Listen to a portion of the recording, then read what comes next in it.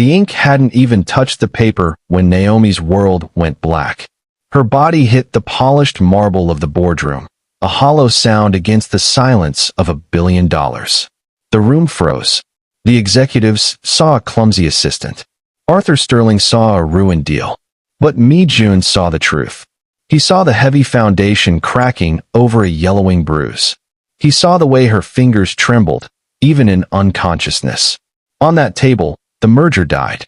And in that room, a different kind of war began.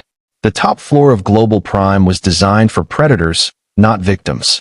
Naomi had played her part perfectly, the elegant shadow, the silent genius, the flawless mask.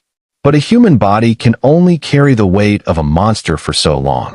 While Sterling offered smooth apologies and blamed female fragility, Mi-jun stood still, his eyes locked on the girl on the floor. He had come to buy a company. He stayed because he recognized the look of a woman who was being hunted. And Mi-jun was the only man in the city more dangerous than the one holding her leash. Before the story begins, take a second to like and subscribe. You won't want to miss what comes next. The sun had not yet risen over the city when Naomi began her daily ritual of erasure.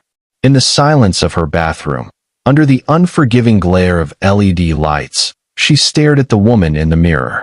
To the world, Naomi was the definition of grace, smooth, dark skin, eyes that held the wisdom of 1,000 boardroom battles, and a composure that never cracked.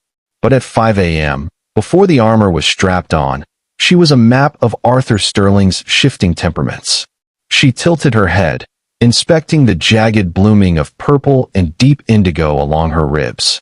That was from Tuesday, when the coffee hadn't been hot enough. Then there was the mark near her collarbone, a frantic red burst from yesterday's reminder that she belonged to him. But it was the cheekbone that required the most work. It was yellowing now, a sickly shade that signaled healing to her. But to anyone else, it was a question she couldn't afford to answer. Naomi reached for the heavy-duty stage concealer, a thick, waxy substance that felt like paste against her skin.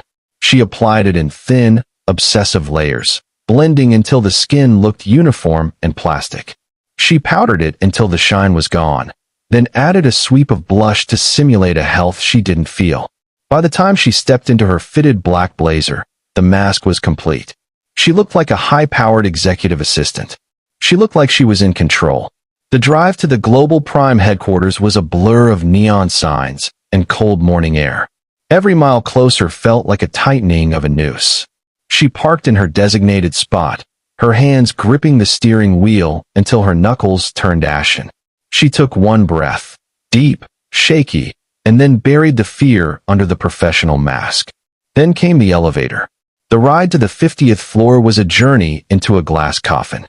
As the doors slid shut, the mirrored walls reflected her from every angle, forcing her to see the lie she had constructed. The ascent was silent, save for the hum of machinery that sounded like a low, growling beast.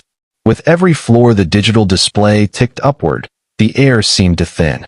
This was the space where Naomi ceased to be a person and became an object, a tool for Arthur to wield, a shield for him to hide behind, and a canvas for his cruelty. She remembered the first year, before her brother's accident, when she had walked into this building with her head held high. Now, she only stayed upright because the weight of her brother's medical bills acted as a leaden anchor, dragging her back down whenever she thought about drifting away. Arthur knew exactly how many cc's of oxygen her brother needed to survive, and he used that knowledge like a scalpel, cutting away her will to resist. The elevator dinged, a sharp, sterile sound that signaled the end of her sanctuary. The doors opened to the panoramic views of the city, all glass and steel and cold ambition. The office was empty, the scent of expensive floor wax and stale air conditioning greeting her. It was the calm before Arthur arrived, but for Naomi, there was no calm. There was only the anticipation of the storm.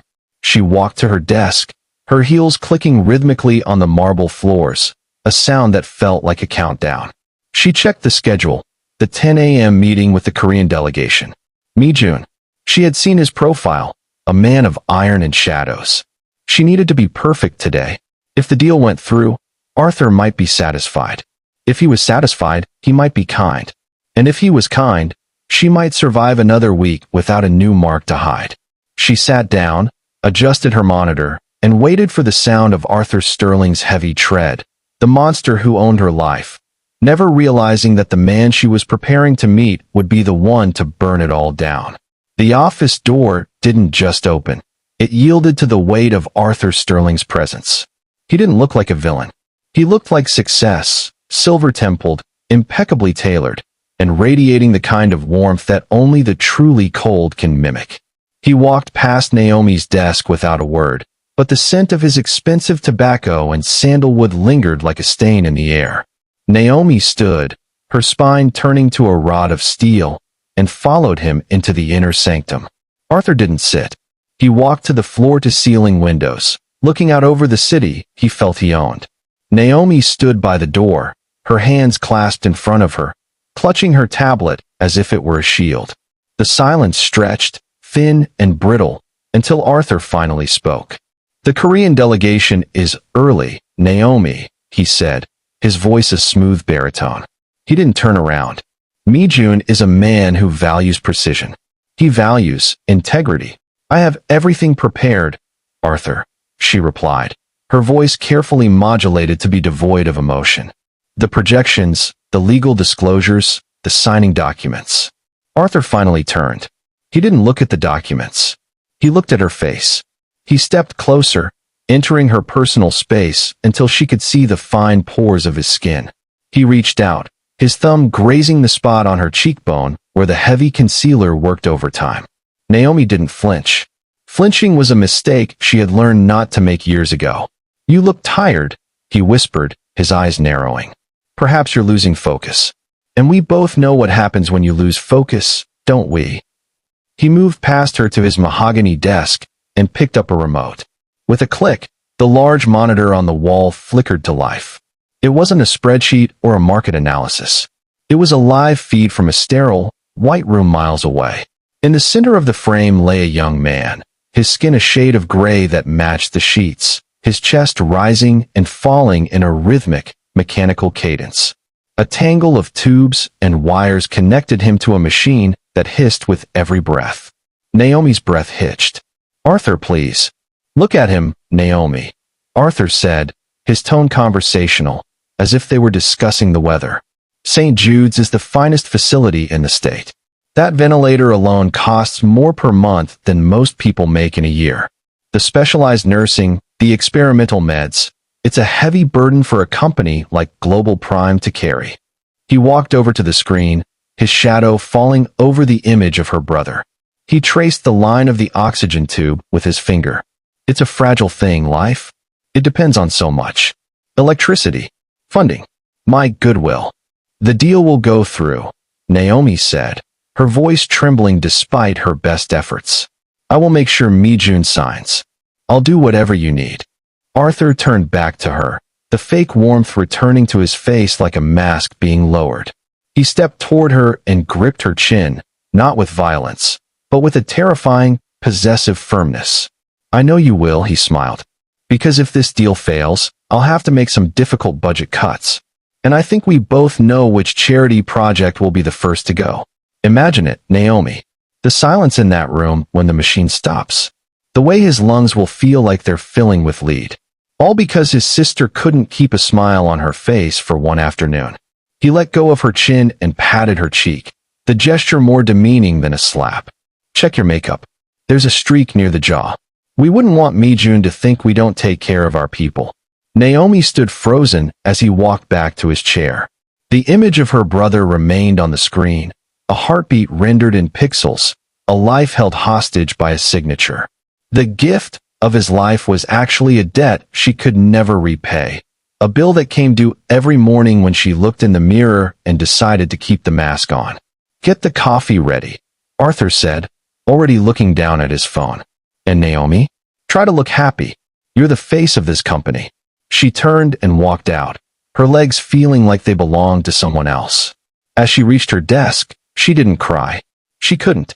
Instead, she reached into her drawer, pulled out the small mirrored compact, and began to fix the streak near her jaw, layering the wax until the humanity was gone, and only the employee remained. The price of her brother's next breath was her soul, and today, the bill was higher than ever. The 10 a.m. meeting hadn't just been a failure, it had been a humiliation. Mi-jun hadn't signed. He had spent the entire hour watching Naomi instead of the slides, his dark, piercing eyes tracking the way she winced when she reached for a folder, or the way her breath hitched when Arthur placed a supportive hand on her shoulder. When Mi-jun walked out without picking up the pen, the air in the boardroom had turned lethal. Now, the sun had long since set, leaving the office in a state of artificial, predatory gloom. The cleaning crews had been sent away. The shadows of the skyscrapers stretched across the floor like skeletal fingers. Naomi sat at her desk, her hands folded over her stomach, listening to the rhythmic thud of a glass being set down in Arthur's office. The door creaked open. Arthur didn't call for her. He simply stood in the threshold, his silhouette framed by the city lights behind him. He had stripped off his blazer and loosened his tie, looking less like a CEO and more like a man who had finally decided to stop pretending. "You let him see, Naomi," he said, his voice dangerously low, stripped of its usual corporate sheen. "I did everything the way we practiced, Arthur," she whispered, her heart hammering against her ribs like a trapped bird. "I followed the script." He was across the room in 3 strides. He didn't scream. Arthur was never a screamer. He was a man of precise, concentrated impact. He grabbed her by the hair, forcing her head back until she was looking up into his eyes, which were black with a cold, frantic rage. He wasn't looking at the numbers. He was looking at you. Arthur hissed, his breath hot against her skin. He saw the cracks. "You're becoming a liability, Naomi. And do you know what I do with liabilities?" He dragged her toward the large windows, the glass cold against her back as he pinned her there. Below them, the city moved in a blur of indifferent lights, thousands of people going home to lives that didn't involve calculating the cost of a breath. He leaned his weight into her, his forearm pressing against her throat just enough to remind her how easy it would be to stop the air entirely. "The deal is stalled because you couldn't keep your mask on," he snarled. "I should call St. Jude's right now. I should tell them the anonymous donor has had a change of heart. How long do you think your brother lasts without the machine, Naomi? 10 minutes? 5. Please," she choked out, tears finally breaking through the waxen layers of her makeup, carving tracks of salt through the concealer. "I'll fix it. I'll go to Mi-jun's hotel. I'll make him sign. Just don't touch the funding." Arthur let out a sharp, jagged laugh and released her so abruptly she slumped against the glass. He looked down at her, his expression one of pure, unadulterated disgust. "You think you're still worth that much? You're a broken toy, Naomi. I've spent too much money fixing what I break, and I'm starting to think the ROI isn't there anymore." He reached out and gripped her jaw, his fingers digging into the bone. "Go home. Clean yourself up. If Mi-jun doesn't call me by noon tomorrow with a yes, I'm pulling the plug. Not just on the deal, on everything." He turned and walked back into his office, slamming the door so hard the glass walls of the executive suite vibrated. Naomi stayed on the floor for a long time, the cold of the marble seeping into her skin. She reached up to touch her face, feeling the wetness of her tears and the tacky smear of the makeup that had failed her. For the first time in 3 years, the fear for her brother was matched by a terrifying realization. Sterling was losing his grip on his own sanity. He wasn't just controlling her anymore. He was prepared to destroy her and her brother just to feel powerful again. As she pushed herself up, her joints aching and her spirit fractured, she looked at her reflection in the dark glass of the window. The mask was gone. The bruises were exposed, dark and ugly in the moonlight. She realized then that she wouldn't survive another week of this. If she didn't find a way out tonight, she wouldn't be walking back into this building tomorrow. She would be carried out. She grabbed her bag with trembling hands, her mind racing. She had no money, no allies, and her brother was tethered to a machine Arthur owned. But as she stepped into the elevator, the glass coffin felt different. The air didn't feel thin, it felt electric. She took a breath, a real, deep, painful breath, and made a silent promise to the brother who couldn't hear her. She wouldn't let him die in the dark. The doors opened on the ground floor, and for the first time, Naomi didn't look down. She looked straight ahead, into the night, searching for the shadow of the only man Arthur Sterling feared, Mi-jun. The antiseptic smell of the clinic was the first thing that greeted Naomi as she drifted back to consciousness. It was a clean, sharp scent, nothing like the cloying tobacco and false warmth of Arthur's office. She didn't open her eyes immediately. She listened to the rhythmic, electronic hum of monitors. For a terrifying second, she thought she was in her brother's room at St. Jude's, that she had finally broken and been laid out beside him. But the air here was different. It was easy to breathe. When she finally opened her eyes, the room was bathed in the soft, blue-gray light of early morning. It wasn't the sterile, cramped ward she was used to. This was private, quiet, and guarded. At the foot of her bed, a man sat in a leather armchair, his long legs crossed, a tablet resting on his knee. Mi-jun. He looked exactly as he had in the boardroom, tall, composed, and radiating a quiet authority that made the room feel smaller. His crisp white shirt was unbuttoned at the collar, revealing the subtle edge of the tattoo on his neck, a dark contrast to his polished exterior. He didn't look up immediately, allowing her a moment to find her bearings. "You've been asleep for 14 hours, he said, his voice a calm, low resonance that didn't grate on her nerves the way Arthur's did.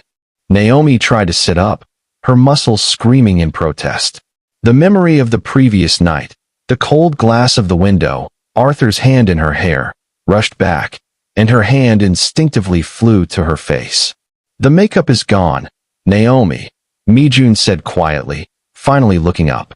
His eyes weren't filled with the disgust she had seen in Arthur's, nor the pity she had seen from the few co-workers who suspected the truth. They were steady, observant. "There is no need to hide here. I have to go," she whispered, her voice raspy. "Arthur, the deal. If I'm not there, he'll—" "The deal is dead," Mi-jun interrupted. He set the tablet aside and stood, walking to the window. "I told Sterling that I do not sign contracts with companies that cannot maintain their most valuable assets. I told him the merger is postponed indefinitely until I am satisfied with the internal health of his executive suite." Naomi felt a cold spike of dread. "You don't understand. You've killed me. If the deal is off, he stops the payments. My brother, his oxygen." Mi-jun turned, his expression hardening. "Your brother was moved 4 hours ago. He is in a facility 3 floors above us. My private security is at his door. The bill for his care for the next 5 years has already been settled in full." The silence that followed was deafening. Naomi stared at him, her mind refusing to process the information. It was too fast. The lever Arthur had used to break her for years had been snapped in two with a single wire transfer. "Why?" she breathed. "Because I saw you," Mi-jun said, stepping closer to the bed. He didn't reach for her, respecting the invisible boundary of her trauma. "In the boardroom, when you dropped that pen, everyone else saw a delay. I saw a woman who was dying on her feet. I don't invest in men like Arthur Sterling. I dismantle them." He reached into his pocket and pulled out a small, clear vial. He set it on the bedside table. "The doctors found high levels of cortisol and evidence of long-term physical trauma. They've documented everything. The deal wasn't postponed because I was unsure of the numbers, Naomi. It was postponed because I needed the legal time to ensure you and your brother were out of his reach before I struck." Naomi looked at the vial, then at her own hands. They weren't trembling anymore. For the first time in 3 years, the glass coffin was shattered. She wasn't an assistant, a shield, or a captive. "He'll come for me," she warned. Mi-jun leaned down, his face inches from hers, the edge of danger beneath his polished appearance finally coming to the surface. "Let him. I have been waiting for a reason to show Mr. Sterling what happens when you touch something that belongs under my protection." In that moment, Naomi realized that Mi-jun hadn't just been an observer in the boardroom. He had been a predator marking another predator's territory. She was safe, but the war was only beginning. For the first time, she didn't close her eyes. She leaned back into the pillows, weary but no longer tender, watching the man who had traded a billion-dollar deal for her life. The morning sun through the clinic windows felt different, warmer, or perhaps just more honest. Naomi was sitting up when the door opened, her dark hair cascading over the shoulders of a soft gray gown that replaced her rigid corporate uniform. For the first time in years, her skin was bare, the bruises no longer muffled by wax and powder. Mi-jun entered with the same measured stride that had once terrified her in the boardroom. Today, however, he wasn't carrying a briefcase or a contract. He carried a small, understated folder and a cup of tea that smelled of ginger and honey. He set the tea on her bedside table, his movements devoid of the frantic, jagged energy that Arthur Sterling projected. "You look different without the armor," he said, his voice a low hum that settled the remaining static in her nerves. "I feel exposed," Naomi admitted, her fingers ghosting over the mark on her jaw. "Arthur always said my appearance was the only thing that made me useful. Without the mask, I don't know who is supposed to be sitting in this bed." Mi-jun pulled the armchair closer, but he didn't crowd her. He sat with his back straight, the subtle neck tattoo visible above his collar, a permanent reminder that his authority didn't come from a board of directors, but from a world where loyalty was the only currency that mattered. "Sterling's power was built on a debt he manufactured," Mi-jun said, opening the folder. "He bought your silence with your brother's life. It's a common tactic for men who are too small to lead by merit. They lead by holding hostages." He slid a document toward her. It wasn't a bill, it was a deed of trust. "Sterling's money is loud, Naomi. It's tied to stocks, public perception, and bank approvals. My protection is silent. It doesn't rely on a market opening or a board's vote." Naomi looked at the papers. "What is this?" "An ironclad shield," he replied. "I have established a private foundation in your brother's name. The funds are offshore, untouchable by anyone in this country, including me, once the final signature is placed. It means that even if I were to disappear tomorrow, your brother's care is guaranteed for life. Sterling cannot sue to reclaim it. He cannot bribe the doctors to stop the machines. He is irrelevant." Naomi felt a lump form in her throat, a physical manifestation of the weight she had carried for so long finally beginning to dissolve. "And what do you want in exchange?" Arthur wanted a shadow. "What do you want?" Mi-jun leaned forward, his dark eyes locking onto hers with an intensity that was protective rather than predatory. "I don't want a shadow, Naomi. I want the person who managed to run a billion-dollar firm while being broken every single day. I want the brilliance you used to keep Sterling's empire afloat. I am offering you a position in my organization, not as an assistant, but as an advisor. You will have your own office, your own team, and a salary that ensures you will never have to depend on the charity of a man like him again." He paused, giving her space to breathe. "But more than that, I am offering you the one thing Sterling can never provide: consequences. I am going to take everything he thinks he owns. I want you to watch him fall, not from the floor where he threw you, but from a seat right next to mine." Naomi looked at the man before her. He was dangerous, she knew that.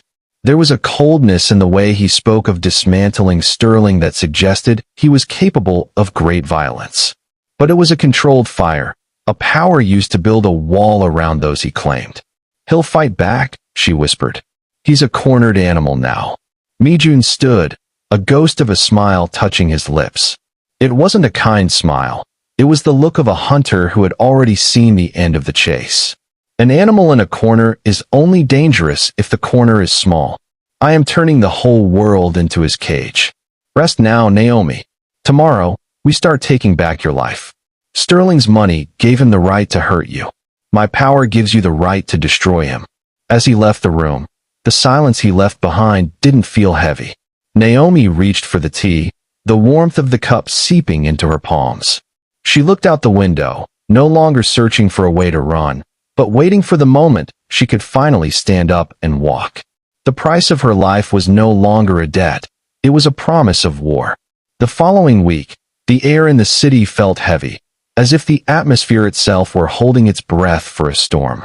Inside the glass-walled offices of Global Prime, Arthur Sterling was beginning to realize that the silence from the Korean delegation wasn't just a delay, it was a siege. He had spent years believing that his power was a solid, immovable fortress, but he had forgotten that even the tallest towers are built on soil that can be washed away.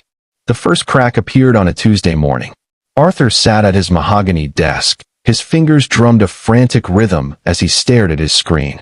His personal accounts, the offshore shells he used to funnel the surplus from the company's acquisitions, were grayed out. He clicked, then double-clicked, his breathing turning shallow.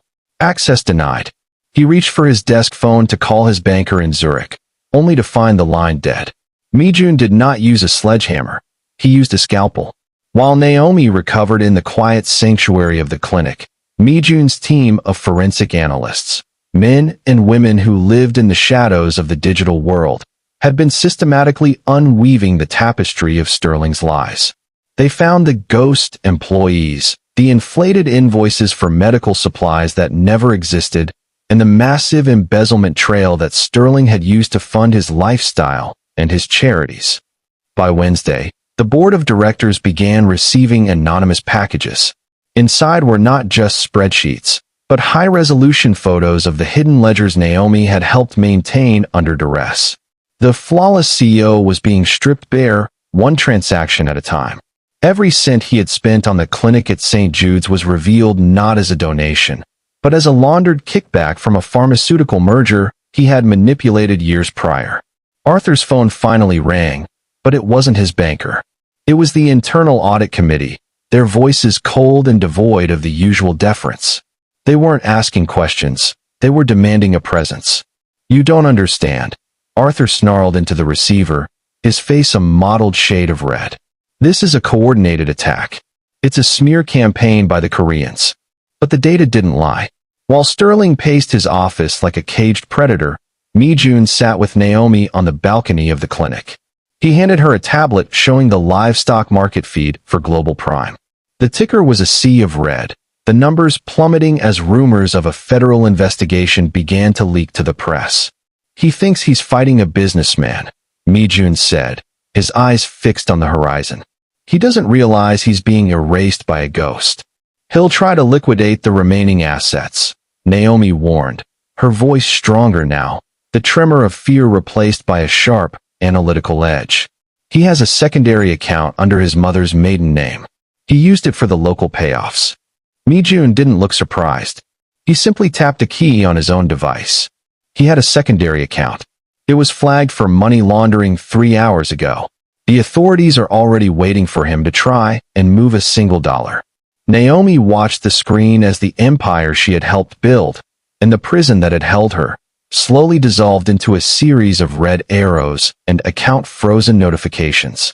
It was a clinical, bloodless execution.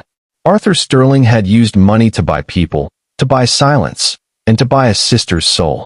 Now, the very currency of his power was being turned into the evidence of his crimes. For the first time, Naomi didn't feel the weight of the glass coffin. She felt the strange, terrifying lightness of a woman watching her captor's walls crumble from the outside. The king wasn't just losing his crown, he was losing the ground he stood on. And as the sun set over the crumbling facade of Global Prime, Naomi realized that Mijun hadn't just saved her, he had given her the front row seat to the end of a monster. Arthur Sterling did not drive himself. But tonight, the chauffeur had been let go as part of the restructuring that was tearing his life apart, and the steering wheel felt like a foreign, jagged object in his hands. He tore through the city streets, his vision tunneling. He didn't care about the frozen accounts or the subpoenas waiting on his desk. He only cared about the leverage. He needed to hold Naomi's throat again to remind himself that he was still a king. If he could just find her, he could force her to recant, to sign a statement claiming the data was forged, to tell the board that the bruises were from a fall. He screeched to a halt in front of the modest apartment complex where Naomi lived. It was a place he had always despised, a concrete box for little people. But tonight, it was the only temple left where he could exert his will. He stormed past the flickering lights of the lobby, his heavy footsteps echoing like a heartbeat. He reached her door and didn't bother to knock. He slammed his shoulder into it, expecting the resistance of a locked life. Instead, the door swung open with a hollow, mocking ease. The apartment was silent. It was more than empty, it was purged. Arthur stood in the center of the living room, his chest heaving. The air didn't smell like Naomi's lavender or the faint scent of hospital antiseptic she always carried home. It smelled of nothing. No furniture, no photographs, not even a stray hair on the carpet. He lunged toward the bedroom, flinging open the closet doors. Bare hangers rattled against each other, a metallic laughter that grated on his ears. "Naomi," he bellowed, his voice cracking. "I know you're here. You can't leave. I own that boy's life." He pulled out his phone, his fingers slick with sweat, and dialed the emergency line for the private wing at St. Jude's. He would tell them to stop the machines now. He would show her the cost of a vacuum. "St. Jude's, patient 402. He barked when the administrator picked up. "This is Arthur Sterling. I'm withdrawing all financial support. Disconnect the ventilator. Now." There was a pause on the other end, the sound of typing, and then a voice that was far too calm. "I'm sorry, Mr. Sterling. That patient was discharged 5 days ago." "Discharged? He can't breathe on his own. Where is he?" "The records indicate a private transfer to an undisclosed facility, authorized by the legal guardian and a representative of the Mijun Group. Your name has been removed from the contact list, sir. Do not call this line again." The line went dead.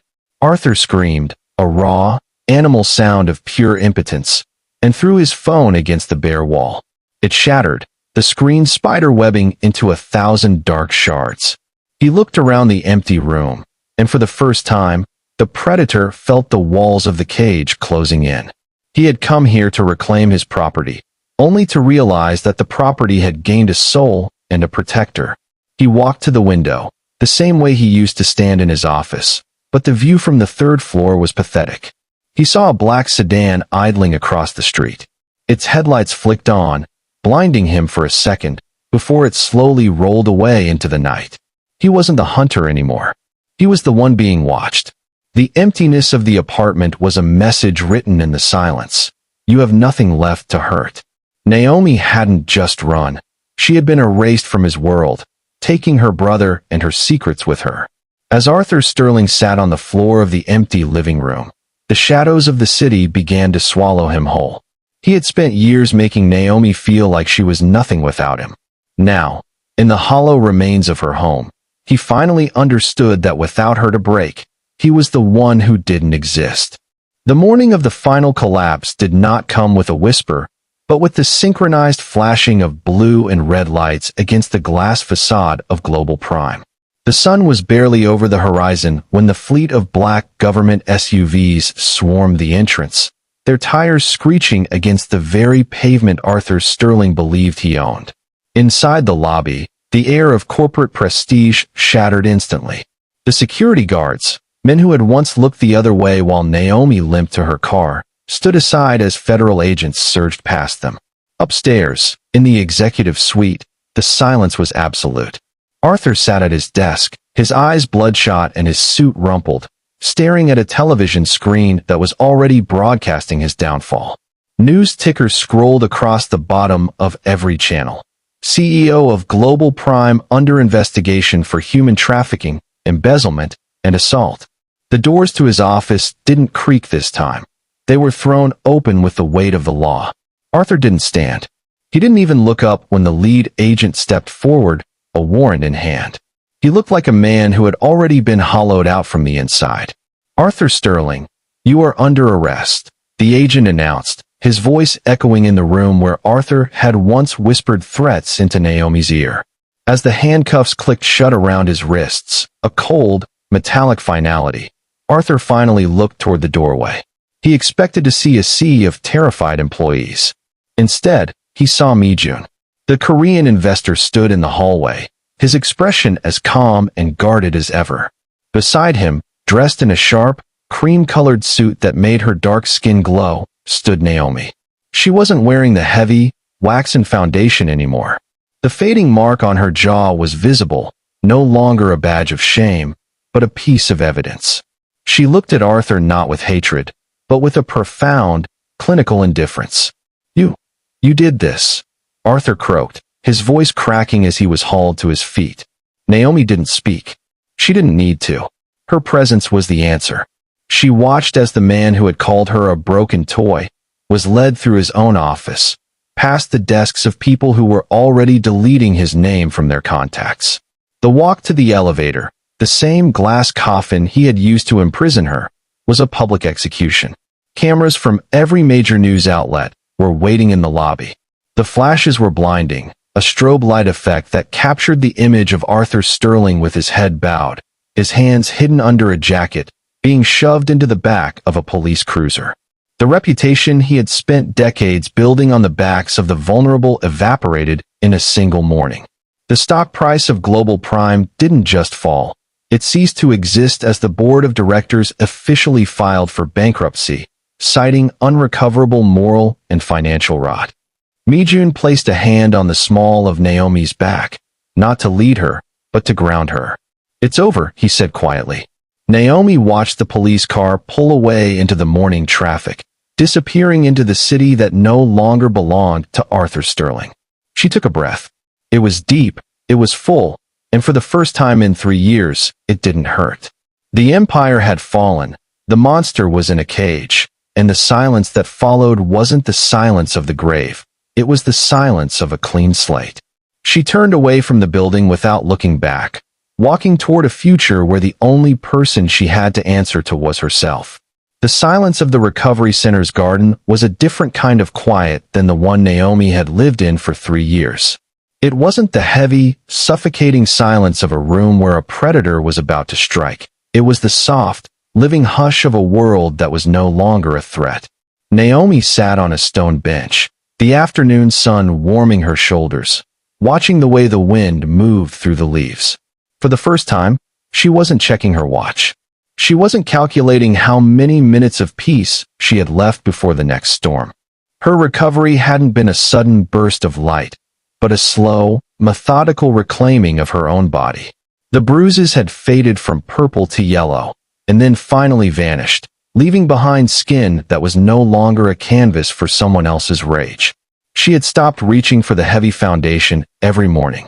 In the mirror, she saw a woman whose eyes were no longer glassed over with the survival instinct of a hunted animal. A few yards away, through the floor-to-ceiling windows of the specialized care wing, she could see her brother. He was no longer a gray shadow in a dark room. His skin had a warmth to it now, and though the road to his full recovery was long, the machine that helped him breathe was no longer a weapon used to keep his sister in chains. It was just a tool, managed by people who cared for his life, not his leverage. The Mi-jun Group had ensured he had the best specialists in the world, but more importantly, they had ensured he was safe. Mi-jun approached her without sound, his presence signaled only by the familiar, grounding aura of quiet authority that always preceded him. He wasn't dressed for a boardroom today. His black sweater was casual, though he still carried the air of a man who moved mountains before breakfast. He sat on the bench beside her, leaving a respectful distance, his dark eyes following her gaze toward her brother's window. "The doctors say he'll be able to move to a rehabilitation chair by next week," Mi-jun said, his voice a low resonance that felt like a steady hand on her shoulder. "I used to think I'd never see him in the sunlight again," Naomi whispered. She looked down at her hands. They were still, resting in her lap like two birds that had finally stopped fighting a cage. "I used to think that every breath he took was a debt I owed to a monster. I don't know how to exist without the debt, Mi-jun." "You exist for yourself now," he replied, turning to look at her. "The debt was a lie Sterling told you. You don't owe me, and you certainly don't owe the world for surviving." He reached into his pocket and handed her a small, simple keycard. "Your new apartment is ready. It's near the rehabilitation center. It has a view of the water, not the office. And the doors, they only open for you." Naomi took the keycard, its weight light, but its significance massive. She looked at Mi-jun, seeing the subtle neck tattoo that hinted at his own history of battles, and the guarded expression that softened only when he looked at her. He hadn't just destroyed her enemy. He had built a fortress around her life and then given her the keys to the gate. "Why me?" she asked, the question that had lived in the back of her mind since the boardroom collapse. "You could have had any assistant. You could have signed that deal with anyone." Mi-jun stood, offering her his hand, not to pull her up, but to offer his strength if she chose to take it. Because the world is full of people who sign deals, Naomi. It is very rare to find someone who can walk through hell and come out with their soul intact. I didn't invest in Global Prime. I invested in the woman who survived it. Naomi took his hand and stood. Her legs felt strong. The glass coffin of the 50th floor was a memory, a nightmare that had lost its power to make her flinch.